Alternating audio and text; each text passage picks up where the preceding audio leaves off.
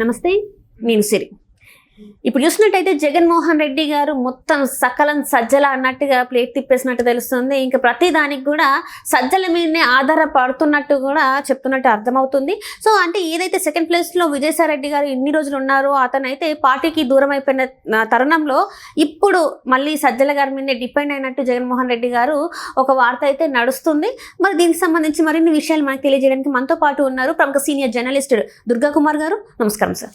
నమస్కారం మసిరి, మన వీక్షకులు కూడా. సార్, ఇప్పుడు చూస్తున్నట్టయితే సకలం సజ్జల, మామూలుగానే సజ్జల రామకృష్ణారెడ్డి గారికి ఉన్నది ఏంటంటే సకల శాఖ మంత్రి అన్నట్టు ఉంది. ఇప్పుడు జగన్మోహన్ రెడ్డి గారు కూడా ఏదైనా కూడా ఇంకా మొత్తం కూడా నా డిపెండెన్స్ మొత్తం కూడా సజ్జల గారి మీద అన్నట్టుగా తను మాట్లాడినట్టు అనిపిస్తుంది. ఇందులో అసలు ఏంటంటారు సార్? దీని మీ అభిప్రాయం ఏంటి అసలు? అంటే శ్రీ, ఒక సామెత ఉంది, పోయిన దగ్గరే ఎత్తుక్కోమని.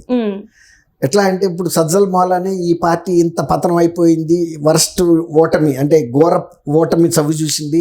అతను కార్యకర్తల్ని, ఎమ్మెల్యేలని కూడా సరిగ్గా ట్రీట్మెంట్ చేయలేదు. తర్వాత పార్టీలో ఉన్నటువంటి నిజమైన వాస్తవ పరిస్థితుల్ని జగన్మోహన్ రెడ్డి దృష్టికి తేలేదు. తర్వాత అతను ఇచ్చిన సలహాలన్నీ బెడిసికొట్టినవి. అతనికి రాజకీయ పరిజ్ఞానం లేదు, పరిపక్వత లేదు. ఎప్పుడైనా గెలుపుకి అనేక మంది తండ్రులు ఉంటారు, కానీ ఓటమికి తండ్రి ఉండడు అంటారు. అంటే విక్టరీ వచ్చినప్పుడు అందరూ క్లెయిమ్ చేస్తారు, కానీ ఓడిపోయినప్పుడు ఎవడు రారు. అట్లాగే ఇప్పుడు అంతటికీ సజ్జల కారణమని కొన్నాళ్ళ పాటు సజ్జలు కూడా అసలు పార్టీకి దూరంగా ఉన్నాడు. కానీ సజ్జలు దూరంగా ఉన్నప్పటికి కూడా ఇతరులు ఎవరో అంత పార్టీలో కార్యక్రమాలకు సంబంధించి భుజాన్ని వేసుకుని మోసినాడు లేడు. వాళ్ళ అబ్బాయి కూడా సోషల్ మీడియా ఇన్ఛార్జిగా ఉంది, భార్గవ రెడ్డి. తర్వాత ఓడిపోయిన తర్వాత అసలు ఇప్పుడు కూడా అతను పత్తా లేడు. ఇప్పుడు జగన్ మొన్న ఈ లడ్డు వివాదం విషయంలో తను బయటకు వచ్చి మాట్లాడటం మొదలు పెట్టాడు.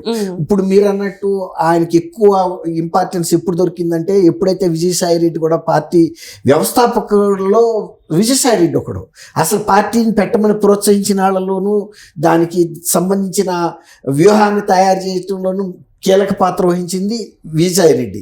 అట్లాగే ఈ ఆర్థిక సామ్రాజ్యాన్ని స్థాపించడంలో సలహాలు, దానికి సంబంధించిన సాంకేతికమైన, తర్వాత చార్టెడ్ అకౌంటెన్సీకి సంబంధించినటువంటి లెక్కలు, పత్రాలు చూసింది విజయసాయి రెడ్డి. విజయసాయి రెడ్డి మరి పార్టీ నుంచి వెళ్ళిపోయిన తర్వాత ఆయన ఎవరు పడితే వాళ్ళని, ఇతర సామాజిక వర్గాలని జగన్మోహన్ రెడ్డి అంతగా నమ్మడు. తర్వాత వాళ్ళ సొంత బాబాయ్ వైవి సుబ్బారెడ్డి గారు ఉన్నప్పటికీ కూడా వైవి సుబ్బారెడ్డి గారు ఎవరిని పడితే వాళ్ళని ఇష్టానుసారంగా మాట్లాడలేడు. ఇప్పుడు కూటమి ప్రభుత్వంలో ఉన్న నేతలు కానీ, ఒకవేళ రేపు మోడీని కానీ, తర్వాత అమిత్ షాని కానీ ఏదైనా మాట్లాడగలగాలంటే, దమ్ముగలగా మాట్లాడాలంటే సజ్జల రామకృష్ణారెడ్డి. అతను మొన్నప్పుడు చంద్రబాబు నాయుడు గారు కూడా మళ్ళీ వార్నింగ్ ఇచ్చాడు వంశీ అరెస్ట్ మీద. మీరు మాకు అన్నీ నేర్పిస్తున్నారు, మీరు ఎంత కటుగా వ్యవహరిస్తున్నారో అంతకు డబల్ త్రిబుల్ కటుగా వ్యవహరించి మీ అందరికి కూడా గుణపాఠం చెబుతాము. ఇంకా మేము ఫస్ట్ టైం ఇంకా కొంత మీ పట్ల ఉదాసీనతగా ఉండబట్టే చంద్రబాబు నాయుడు గారు చివరి కాలానికి అరెస్ట్ అయ్యాడు. అదే కనుక మేము ఇలాంటి కక్ష సాధింపే చేస్తే మొదటి 3 నెలల్లోనే అరెస్ట్ చేసి ఉండేవాళ్ళం చంద్రబాబుని. కానీ మేము అట్లాంటి ఉద్దేశం లేదు. మా జగన్మోహన్ రెడ్డి గారు చట్టం తన పని తను చేసుకోవాలని, ఏ వ్యవస్థకు ఆ వ్యవస్థ స్వతంత్రంగా పనిచేయాలని, వాటిని మనం ప్రభావితం చేయకూడదని అనేకమైన నీతులు మాకు చెప్పబట్టే మేమందరం ఆ రకంగా ఉదారంగా వ్యవహరించాము. కానీ ఇప్పుడు మీరు కక్ష సాధింపు ధోరణితో వ్యవహరిస్తున్నారు. రాక్షస ప్రభుత్వం పరిపాలనగా జరుగుతుంది, రెడ్ బుక్ పరిపాలన జరుగుతుంది. ఇంతకింత మేము కక్ష తీర్చుకుంటాము చంద్రబాబుని. అంతకుముందు మీకు గుర్తుంటే విజయసాయి రెడ్డి కూడా చెప్పాడు, 2029 కనుక చంద్రబాబు కనుక బతికుంటే చంద్రబాబుని కూడా మేము కూడా ఇదే స్థాయిలో వేధిస్తాము, జైల్లో వేస్తాము అని కూడా అన్నాడు. కానీ ఒక 15 రోజుల్లోనే అసలు ఆయనే ఆ పార్టీకి, సభ్యత్వానికి, పదవులకి అన్నీ రాజీనామా చేసి అసలు నేను రాజకీయ సన్యాసం తీసుకుంటానని చెప్పాడు. అది వేరే మాట. ఇప్పుడు ఆ స్థాయిలో మాట్లాడగలిగిన వాళ్ళు ఎవరో కనపడతలేదు. ఒక రకంగా రేపు తను కేసులు కూడా తరుముకు వస్తున్నాయి. సుప్రీంకోర్టులో ఆదేశాలు కూడా డే టు డే, ఏ రోజుకి ఆ రోజు విచారణ చేయండి, ప్రజాప్రతినిధుల మీద ఉన్న కేసులు, మరీ ముఖ్యంగా 3 సంవత్సరాలకు మించి పెండింగ్లో ఉన్న కేసుల మీద దృష్టి పెట్టమన్నారు. కానీ ఇది దాదాపు 12 సంవత్సరాలు కూడా అయిపోతుంది జగన్మోహన్ రెడ్డి గారి కేసుల విషయంలో. కాబట్టి దీని మీద డెడికేటెడ్గా ఒక special track, fast track court కనుక పెట్టి ఆయన బెయిల్ కూడా రద్దు చేసి బయట ఉంటే నేను ఇవాళ జలుబు చేసిందను, లేకపోతే జెరూసలేం వెళ్తున్నానను, లేకపోతే బెంగళూరు ప్యాలెస్కి వెళ్తున్నానను, ఏదో ఒక కారణాలతో చెప్పి లండన్ వెళ్తున్నానను తప్పుకోవచ్చు. అసలు అతన్ని జైల్లోనే పెట్టి కనుక ఆ ఫాస్ట్ ట్రాక్ కోర్టుని జైలు ఆవరణలో కూడా పెట్టచ్చు. అట్లా కనుక పెడితే నేను ఇక రోజువారీగా నాయకులు కలవటం కానీ ఇవన్నీ సాధ్యం కాదు.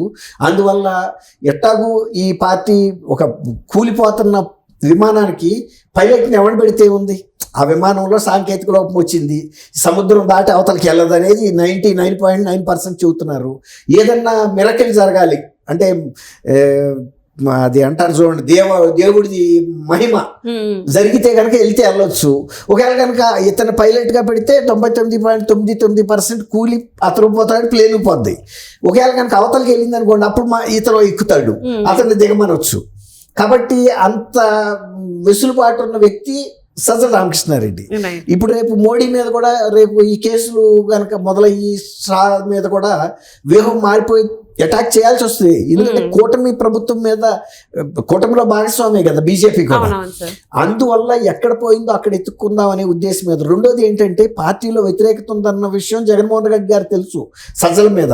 కానీ ఆయన ఏం చెప్పాడు, మొన్న విజయసాయి రెడ్డి కాదు ఇంకా అట్లాంటి వాళ్ళు ఇంకా కొంతమంది పోయినా నాకు నేనేం సంకేది లేదని చెప్పాడు.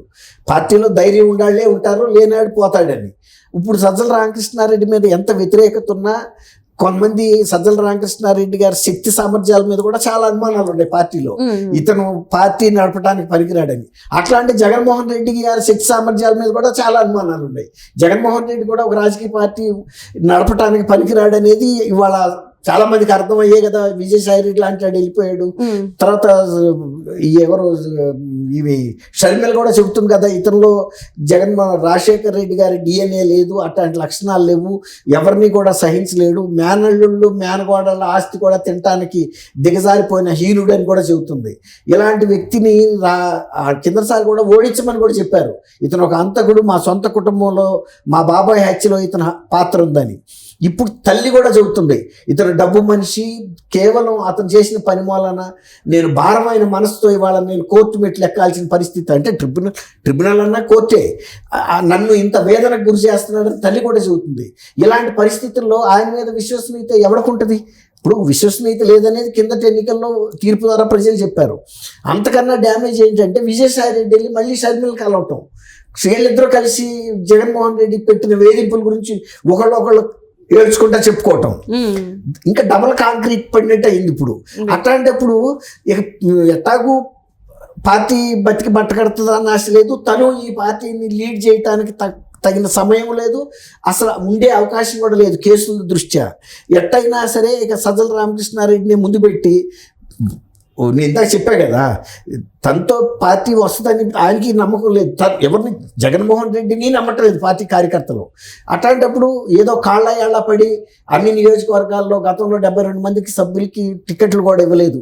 మాకు వచ్చిన సమాచార లోపంతో జరిగిన తప్ప ఇది మేము మిమ్మల్ని కావాలని చేయలేదని ప్రతి నియోజకవర్గానికి సజ్జల రామకృష్ణారెడ్డిని పంపి ఏదో ఒక రకంగా రాజీ కుదిర్చి ప్రతి నియోజకవర్గంలోనూ ఒక యాక్టివ్గా ఉండే ఒక అభ్యర్థులు ఒకళ్ళిద్దరిని ఎంపిక చేసి వాళ్ళని జగన్మోహన్ రెడ్డి కలిసి ఇదంతా ప్రాసెస్ పడుతుంది. ఒక 2-3 నెలల పాటు సజ్జల రామకృష్ణారెడ్డికి మొత్తం పగ్గాలు ఇచ్చి చూద్దామని ఉద్దేశం మీద ఉన్నాడని చెప్తున్నారు. ఒకవేళ కనుక అతను సక్సెస్ అయ్యాడు అనుకోండి, ఏదో కొంత పార్టీని కూడదీయటానికి అవుతుంది.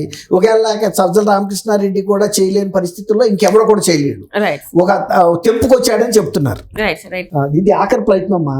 ఇది మా చిన్నప్పుడు చెప్తా ఉండేవాళ్ళు, ఒక బతకటానికి అవకాశం లేని టైంలో పేషెంట్స్ కి చనిపోవటమే తజ్యం అనుకున్నప్పుడు ఐసా పైసా బెడ్ అని ఉంటుంది అంటే ఏంటో అది వేస్తారు డాక్టర్లు అని చెప్పుకునేవాళ్ళు. ఉంటుందా లేదా అంటే, లేకపోతే స్టెరాయిడ్ అనుకోండి ఇప్పుడు భాషలో చెప్పాలంటే, ఒక పవర్ఫుల్ స్టెరాయిడ్. బతికితే బతుకుతాడు, బతకపోతే పోతాడు, ఎట్టాగు 99% పోయే పరిస్థితి. అట్లాంటప్పుడు అలాంటి స్టెరాయిడ్స్ ఇస్తారు, తీసుకుంటారు. ఇప్పుడు జగన్మోహన్ రెడ్డి గారు కూడా అదే నిర్ణయం తీసుకున్నారు అనిపిస్తుంది. Thank you so much. Thank you అమ్మ సిరి, మన వీక్షకులు కూడా.